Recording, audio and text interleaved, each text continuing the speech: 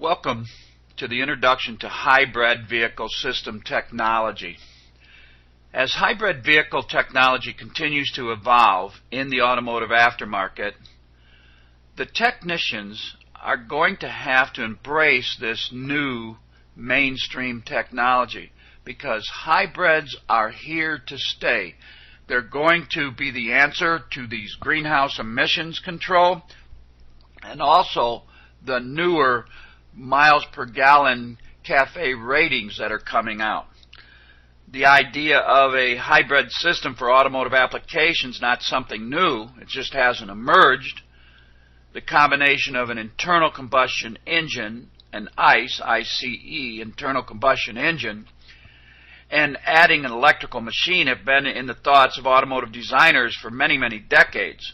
Only recently have power electronics and advances in battery technology provided the opportunity for engineers to effectively and efficiently integrate these two propulsion technologies into the current hybrid production vehicle we see today. Our objectives: we want to introduce you to the hybrid technology. We want to make sense of the new terminology that involved in hybrid. We want to sort out the differences between the different hybrids. We want to discuss the operation. We're certainly going to describe the brake-by-wire system, explain the planetary gear system, and we want to introduce you to the new auxiliary power systems. Now, we're not going to discuss electric-only vehicles in here because they even failed in California. California government said that we're going to make a requirement that 10% of all vehicles sold in California have to be 100% electric vehicles by 2003. Well, General Motors, along with others, developed electrical vehicles that met that requirement, and then slow sales caused California to amend that law to ultra-low emission vehicles and partial zero emission vehicles, the PZEV, partial zero, and that's what we call today strong hybrids. And of course, people are still working on the technology of all electrical vehicles like the Chevy Volt. And the latest EVs, electrical vehicles, are going to use the modern battery technology that isn't out yet. It isn't quite finished yet. And it's still probably going to produce a problem with you can only go 225 miles, 250 miles on a charge. Then you're going to have to look around to plug it in somewhere. And of course, price is going to be a big consideration. So electrical vehicles will not be discussed in this class. But if battery technology advances and a viable electrical vehicle becomes available, we'll produce a class for that vehicle at that time. For example, at the bottom there you see the Chevy Volt. If the public starts buying these Chevy Volts up, we'll of course produce a class for that like we always do. As I said, the first hybrid isn't something new that's only a few years old. It was in 1898 when Dr. Porsche made that hybrid on the left there. The Motor Vehicle Emission Laboratory put an electrical vehicle together with a internal combustion engine and put it all in a Buick Skylark years ago. And of course, battery technology and power electronics weren't advanced enough to make that a viable hybrid. But now we have all that. And hybrids certainly have an advantage over the conventional internal combustion engine vehicle. The hybrid electric vehicle can use a smaller internal combustion engine, and that is going to be supplemented by an electrical motor so we can get good performance.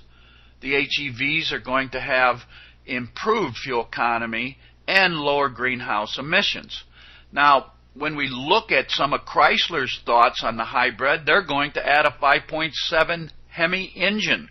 Now, the public is probably going to accept that. A tradesman or carpenter or somebody who has to tow a backhoe or tow a big trailer, carry supplies around, he's going to need that horsepower in order to carry the heavy loads. And of course, the hybrid part of it's going to give it good city mileage, and getting 20, 23, 24 miles per gallon in the city is something a tradesman would like to have. So, the EPA made a report on these SUVs. And as it says here on the screen, these SUVs get their higher mileage in the city. Now, that means that the one we're pointing to already meets the 2016 truck requirements for CAFE. 36 miles per gallon in the city. That's a terrific number there. And here's a different one that's getting 31 miles per gallon on the highway, but 36 in the city.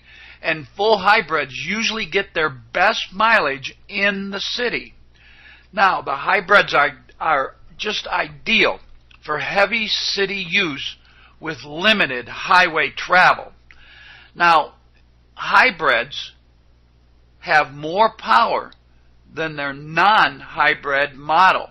For example, the Lexus RX 400h, it has more horsepower in the hybrid model than it does in the non-hybrid model. What is a hybrid? Hybrid electric vehicle, HEV, a vehicle that uses more than one source to propel the vehicle. Example, that would be an electric and a gasoline internal combustion engine, an ICE, or electric with a diesel ICE. In the future, it may be electrical with a fuel cell. Now, here's what we call a conventional style vehicle, and it's right there in front of you, and there's probably one in your bay right now. It has an alternator and a generator. It has a starter motor. It has a transmission mounted to an ICE, and then it has a final drive unit. And that's how the vehicle is propelled. The internal combustion engine drives the transmission, which through prop shafts or drive shafts drives a differential, which drives the drive wheels. And that's what we call a conventional style vehicle. Now, on hybrids, the components are going to change in appearance between vehicles, but they're all going to function in similar ways. Most hybrids will use the same basic components and the controls. Any accessories that are now driven on conventional vehicles are going to be needed to operate with the internal combustion engine off. For example, the air conditioner is going to have to operate with the ICE off, and that's to cool the battery packs. The main difference is the coupling of the electronic traction motor assembly and the internal combustion engine. So how do we make a hybrid? Well, we start by removing the alternator, and then we're going to remove the starter on most vehicles. There are some micro, small, mild type hybrids, some Hondas, that still have starters on them. Now we're going to replace with components. And one of the main components is a motor generator assembly. Now, the motor generators can also replace the transmission assembly with a planetary gear set. And here we have a cutaway of such an assembly. You can see that we have an electric motor in the left-hand corner. We can see all the windings there. We can see those three black tubes where the heavy-duty three-phase windings go out. And of course, we have the gear reduction assembly in there. Now, the motor generators can fit between the motor and the transmission, we said, but we're going to show you another graphic of how they can make this motor generator function by putting it in different places throughout the vehicle. Now, motor generators can act as a generator to assist in braking. When the internal combustion engine is not driving the vehicle and the drive wheels are in fact turning the vehicle through momentum, and we're turning that motor generator, the controllers turn that into a generator to recharge the battery pack. Now we're going to have a DC to DC converter. Now, by adding this DC to DC converter, that is a unit that's going to replace what we now have as an alternator. And you can see it's going to have some very complicated electronic power controls in there, and it's going to replace the alternator. We're also going to have to add a DC to AC inverter. This inverter is going to create the power for the AC traction motors. The motor generators are AC, not DC. and they're going to be loaded inside with all types of super advanced electronic, and some of it's very complicated. And you see those 3 cans there, and those are huge condensers that we're not used to working with. So make sure you view the videos on safety. And of course, we're going to have to add a high voltage battery pack. And here's a photograph of one. You can see this is in the back near the spare tire. They can put them under seats, behind seats, but we're going to have to add a high voltage battery pack. Now, all of this stuff is going to have to be controlled. These electrical components must work together. And so we're going to have to put computers on the car. And you can see we're going to have to add computers to 3 green squares down there. And yes, there's 3 of them there. One is a battery pack controller. It's going to monitor battery conditions, and it's going to connect the battery pack to the rest of the system, including the electronic brake control module. And most of these controllers are going to be on the CAN network. The other controller is going to be a hybrid system controller. Processes information from the internal combustion engine ECM, the electronic brake control module, battery control module, and it's going to send its commands out on the CAN system. And then we're going to have a motor generator controller, and it's going to control the motor generators to deliver the torque requested by the hybrid system controller for propulsion and, of course, that regenerative braking. Now, the internal combustion engine is going to be the same basic internal combustion engine that we've been working on all these modern vehicles, the ones that you have in your service bay today. In many cases, it is going to be a detuned version with low compression, and low octane fuel, of course, can be used in that. Now, the newer SUVs, as we talked about just a few minutes ago, are going to have that stronger engine, and this is to satisfy the consumer and, of course, increase sales. Now, most service problems have been caused by components associated with the ICE, the internal combustion engine. A lot of shops have not worked on the hybrid side of a hybrid car, but many, many shops have worked on the internal combustion engine side at this point. So when you're servicing the ICE, you have to remember the controllers, those computers, have a start-stop function. They will start and stop the internal combustion engine to supply that start-stop function. Pull up to a stop sign, turn the engine off, the ICE off, in order to save emissions and fuel.